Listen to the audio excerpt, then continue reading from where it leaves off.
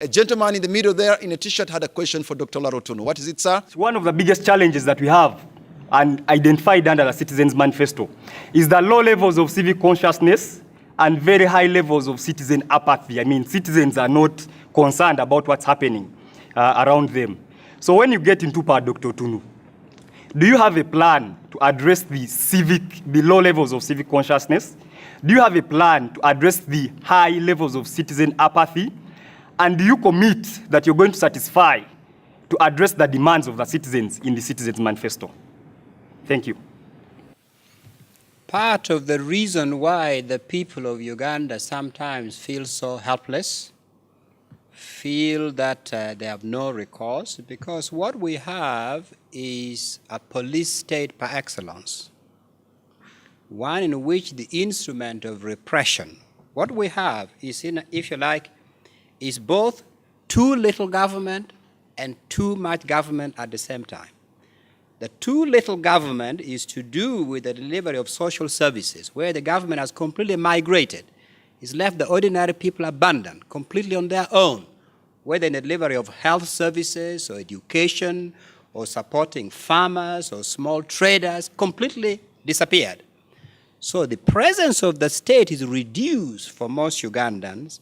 Two things: the network of repression, the GISOs, the DISOs, the RDCs, the overlapping intelligence services, the Presidential Guard Brigade, the instruments of repression and intimidation, plus the state as a kind of a funnel for administering corruption and bribery.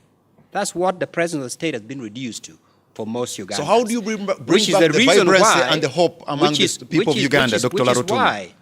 Which is why there is so much apathy. Museveni himself has said several times, poor people are easy people to rule.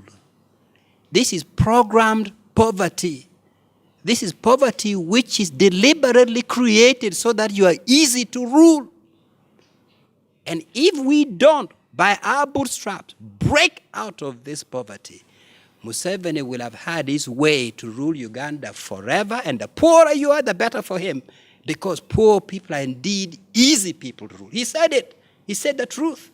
And that's the plan by which he's been working, which is why we need truly free and fair elections, because the only power left in the hand of Ugandan people is that little piece of paper, the ballot. Everything else has gone.